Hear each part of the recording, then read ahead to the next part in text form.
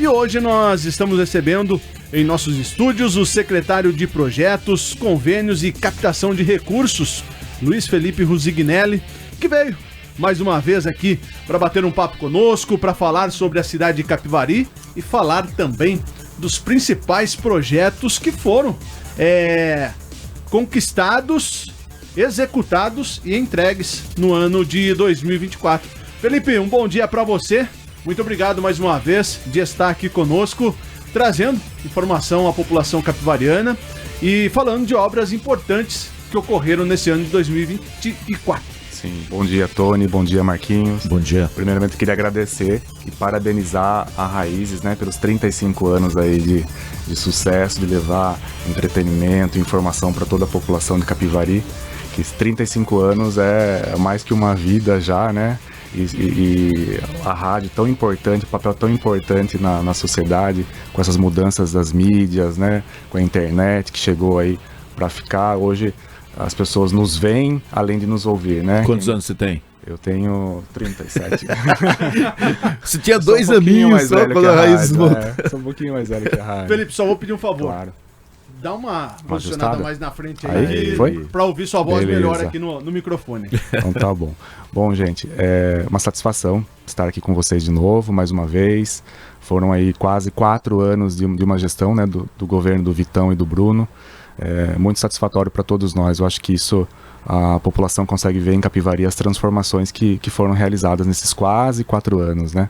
Felipe, para a gente começar esse bate-papo, vamos pegar num contexto aí de 4 anos, né?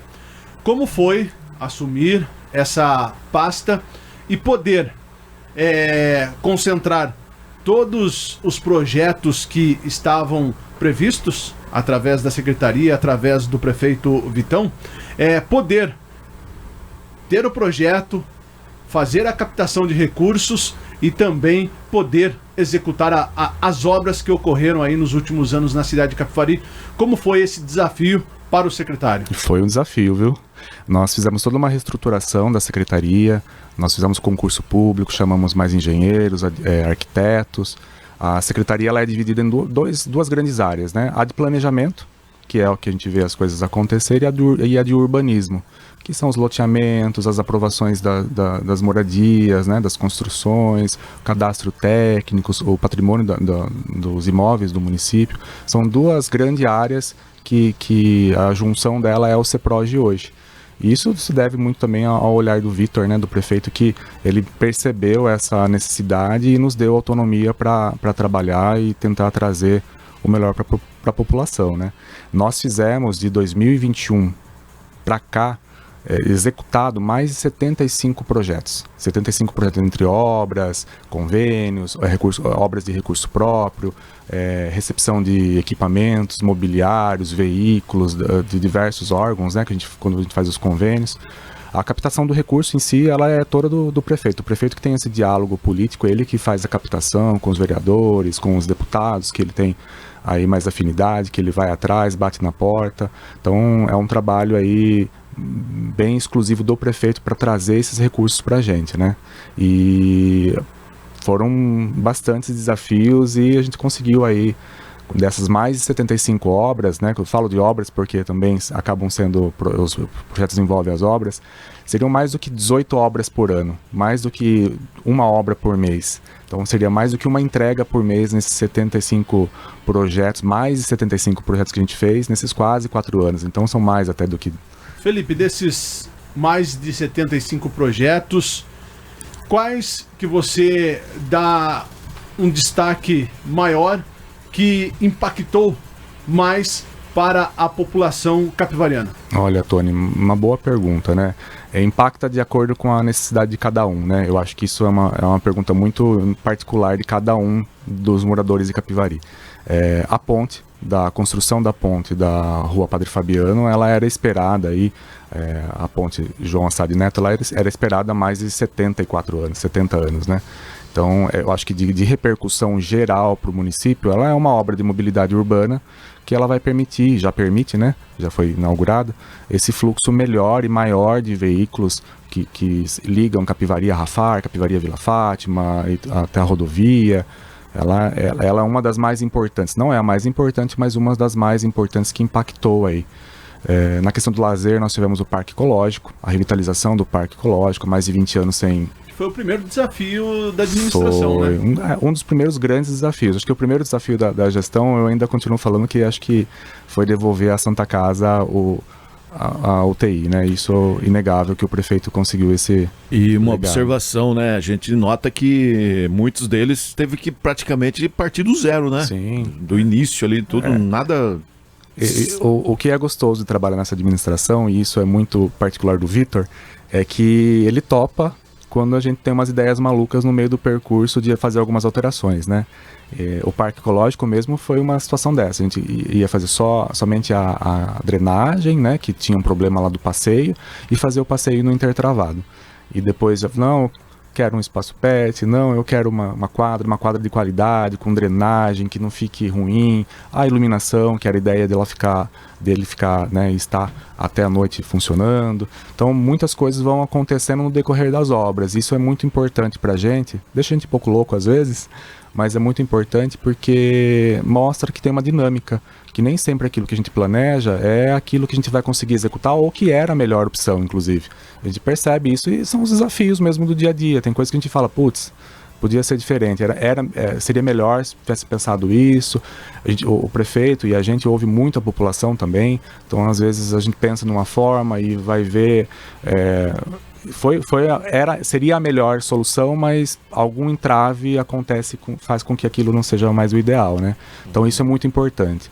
Ali no Largo da Estação, por exemplo, a gente tem toda uma revitalização, é uma obra à parte da ponte que foi entregue, e a gente percebeu que poderia ter uma melhoria. Então a gente está parando aquele projeto lá do entorno, para já fazer uma nova licitação, para recuperar e embelezar ainda mais aquela região que é a nossa zona de turismo, né, do município, inclusive, de cultura e turismo. Então, a gente tem essa dinâmica que vai acontecendo naturalmente e a gente faz essas alterações. E acho que isso que é importante, porque a gente tem um tempo para refletir e pensar melhor, né? Já que você citou ali do Largo da Estação, nós tivemos também um avanço em praças aqui da cidade de Capivari, principalmente praças históricas que a população já conhece há um longo tempo, né? Sim, nós fizemos mais de 6 revitalizações grandes em praças, né?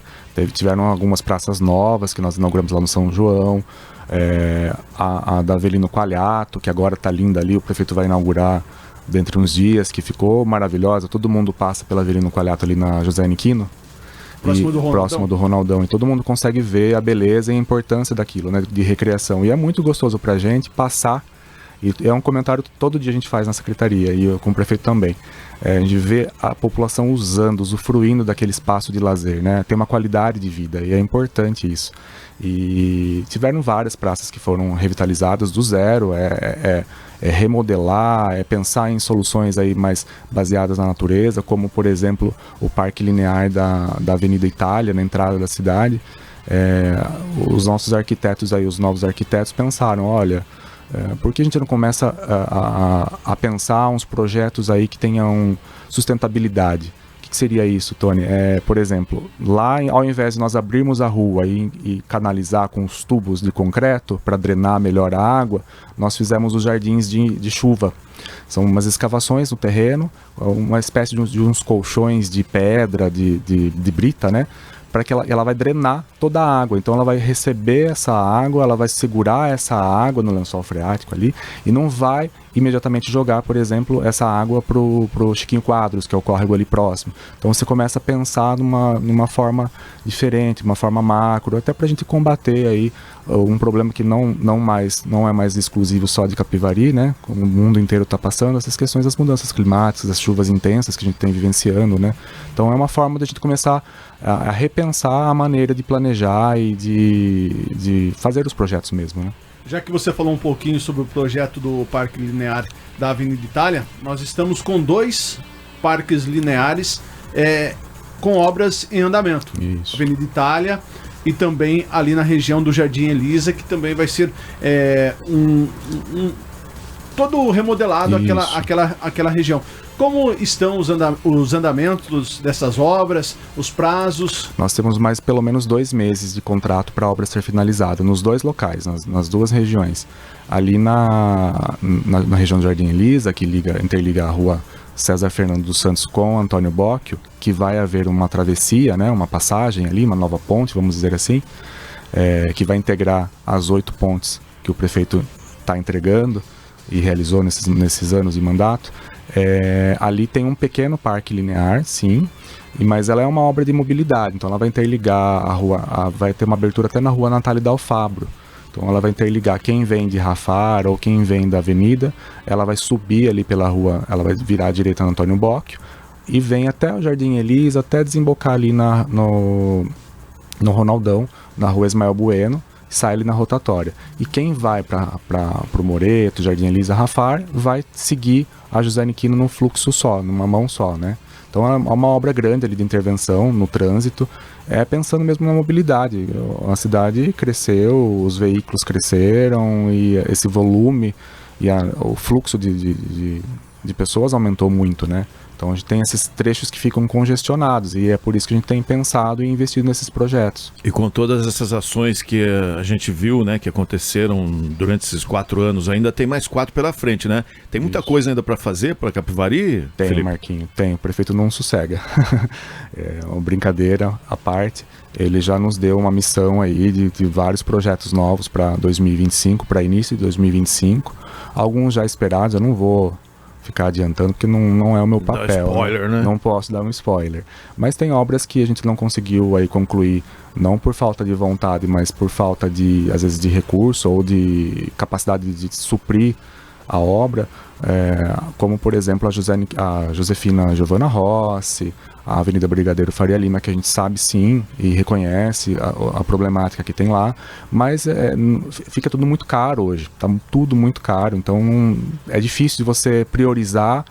Não adianta, por exemplo, fazer trechos da Josefina e também trechos da Brigadeiro se nós não fizermos drenagem, porque não vai adiantar, vai estourar o asfalto em poucos meses. Uhum. Então a gente tem que pensar em umas intervenções um pouco mais aí bruscas, né, para a gente conseguir drenar essa água, direcionar. E isso tudo envolve muito dinheiro, é caro.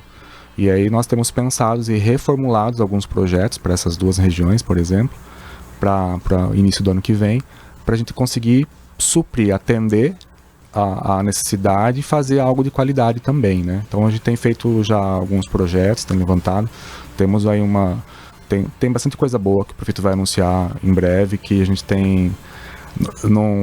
vai deixar um legado. São coisas muito boas. Felipe, falando em pontes, você falou que com essa interligação do Jardim Elisa com o bairro Moreto é a 8ª que será entregue à população. Fala um pouquinho também das outras pontes que foram entregues aqui na cidade de Capivari, inclusive uma delas da rua Piracicaba, onde era uma ponte muito estreita, que a princípio o primeiro projeto era somente a ponte e acabou sendo contemplada aí com um complexo, né? Isso, é isso que eu falo, que é dinâmico. A gente pensa às vezes numa estrutura, numa infraestrutura, e ao longo da execução a gente vai observando que por que não melhorar, né? E não é que a gente não tem uma visão macro, a gente tem essa visão macro, a gente pensa, só que é aquela história de a gente enxugar um pouquinho porque a gente não tem recurso para fazer tudo. E como a administração pública ela é muito dinâmica, às vezes você tem um recurso para investir em tal região, ou um convênio já para aquela região, mas o recurso não veio, o convênio não veio, não firmou um convênio. Nós reestruturamos toda a parte administrativa para dar foco e desafogar algumas obras que estão em andamento. Nós fizemos aí com o Antônio Bocchio, né, essa passarela, serão 8 intervenções de travessias e pontes. Tivemos a primeira que foi na região ali na rua Francisco Lembo, ali na Vila Fátima, com a travessia. Recuperamos uma travessia que estava há mais de 10 anos fechada, sem acesso. Teve uma pequena travessia na frente ali do antigo Clube da Cultura, na Josefina. A ponte da Josefina ali que interliga o São João também era uma ponte muito estreita de 4 metros, só passava um veículo por vez. Hoje ela tem mais de 10 metros ali de vão.